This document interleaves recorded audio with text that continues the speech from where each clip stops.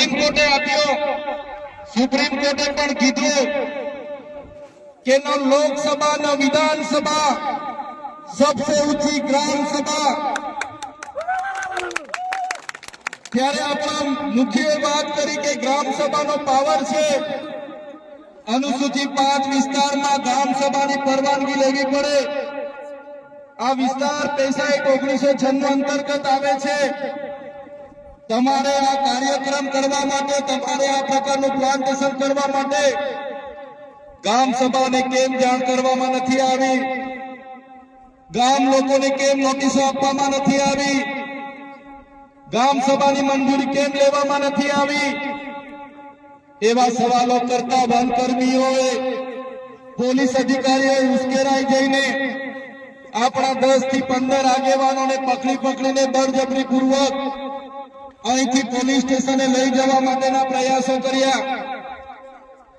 ત્યારે ગામના લોકો એમને છોડાવવા માટે આગળ આવ્યા। ગામ લોકો છોડાવવાનો પ્રયાસ કર્યો ત્યારે પોલીસના અધિકારીઓએ પૂર્વ આયોજિત કાવતરા મુજબ એ લોકોએ ગામના લોકોને દોડાવીને લાઠીચાર્જ કર્યો। હમણાં જ ગામના મુખીએ, ગામના સરપંચો, એમને ગામના પોલીસ પટેલે મને કીધું કે લગભગ 32 થી 35 લોકો ગંભીર રીતે ઘવાયેલા છે, એમને ઈજાઓ પહોંચી છે અને એ લોકો પોલીસના ડરના કારણે સરકારી દવાખાનામાં નથી ગયા, પણ ઔષધિઓની દવા કરે છે, દેશી દવા કરે છે અને આજે પણ એ લોકોની સ્થિતિ ખૂબ જ ગંભીર છે। ત્યારે મિત્રો સવાલ એ થાય છે કે આ પ્રકારની સૂચના કોણે આપી પોલીસને? કયા ભાજપના નેતાઓએ પોલીસને મોકલ્યા? કયા ભાજપના નેતાઓના ઈશારે લાઠીચાર્જ થયો? કયા ભાજપના નેતાઓના ઈશારે અહીંયા 27 જેટલા ટીયર ગેસ છોડવામાં આવ્યા? અને કયા ભાજપના નેતાના ઈશારે અહીંયા 50 થી પણ વધારે રાઉન્ડ ફાયરિંગ કરાવવામાં આવ્યું? આ ફાયરિંગમાં નાસભાગ કરતા ઘણી માતાઓ, ઘણા બહેનો, ઘણા વડીલો ઈજા પામેલા છે। ત્યારે સાથીઓ, આપણો આદિવાસી સમાજ સંવિધાન અને સંવાદમાં માનનારો છે। આપણા લોકોએ સંવિધાનની વાત કરી, સમાજની વાત કરી અને વન અધિકારીઓ અને પોલીસ અધિકારીઓએ એમનો સત્તાનો ઉપયોગ કર્યો। ભાજપના નેતાઓના ઈશારે આપણા લોકોને ડરાવવાનો, ધમકાવવાનો ઉપયોગ કર્યો, આપણા લોકો પર લાઠીચાર્જ કર્યો। ત્યારે આ ભાજપની સરકારને, એમના એસપીને, એમના ડીવાયએસપીને, એમના ડીસીએફને આ ચૈતર વસાવા કહેવા માંગે છે, અમે આદિવાસી લોકો સંવિધાનમાં માનનારા છે, અમે આદિવાસી લોકો સમાજમાં માનનારા છે, અમારા આદિવાસી લોકોને તમે છંછેડ છો, અમે સંવિધાનને હવે સમાજ સાઈડ પર મૂકીશું। એ દિવસે અહીંયા હાર-પારની લડાઈ થવાની છે। આદિવાસી સમાજનો ઇતિહાસ તમે જોઈ લેજો। આઝાદીની લડાઈમાં અમારા ગુરુ ગોવિંદજી લડ્યા છે, ભગવાન બિરસા મુંડા લડ્યા છે, ટાટિયા નાયક લડ્યા છે, ખાટિયા નાયક લડ્યા છે, જલકારી બાઈ લડી છે, મહારાણા પ્રતાપનો ઇતિહાસ જોજો, અમારા પૂંજા ભીલ લડ્યા છે।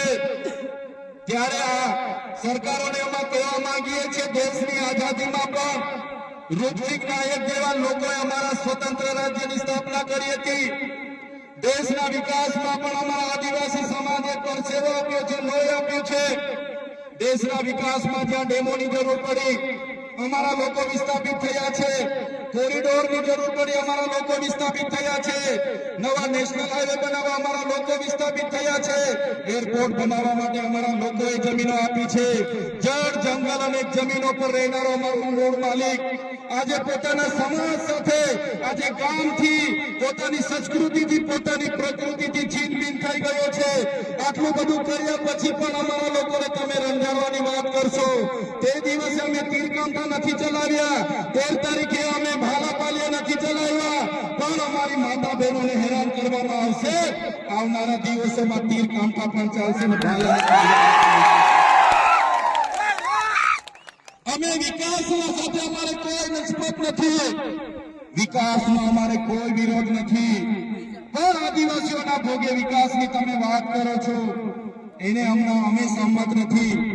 એક બાજુ આઝાદીના 78 વર્ષ થઈ ગયા, અમારા લોકો આજે આઝાદીના 78 વર્ષ પછી પણ 2 ટકના રોટલાઓ માટે અમારા લોકોને શહેરોમાં મજૂરી કરવું જવું પડે, અમારા બાળકોના શિક્ષણ માટે શાળાઓમાં શિક્ષકો માટે આંદોલન કરવું પડે, સારી શાળા માટે આંદોલન કરવું પડે, પીવાના પાણી માટે આંદોલન કરવું પડે, જંગલની જમીન માટે આંદોલન કરવું પડે, અમારી ખેતીના પાકના ભાવ માટે આંદોલન કરવું પડે, અમારા યુવાનો સાથે જે અત્યાચાર થાય એના માટે આંદોલન કરવું પડે, મારી બે દીકરીઓ માટે આંદોલન કરવું પડે. ત્યારે અમે આ સરકારોને કહેવા માંગીએ છીએ, આ તમારી મનુવાદી સરકાર, આ તમારી સામંતશાહી સરકાર, આદિવાસી સમાજ હવે જાગી ગયો છે. સરકારને અમે કહેવા માંગીએ છીએ, હવે અમારો સમાજ લડેંગે જીતેંગે, જિંદાબાદ મુર્દાબાદ. આગે બઢો, હાય સરકાર, હાય હાય. આવેદન નિવેદન હવે અમે કરવા માંગતા નથી. તમે પાડલિયા ગામ સાથે જે અત્યાચાર અમે કર્યો છે, જો આવનારા દિવસોમાં જે પણ લોકો પર FIR થઈ છે એ FIR રદ કરવામાં નહીં આવે તો આવનારા દિવસોમાં અમે પાલનપુર SP કચેરીનો ઘેરાવો કરીશું.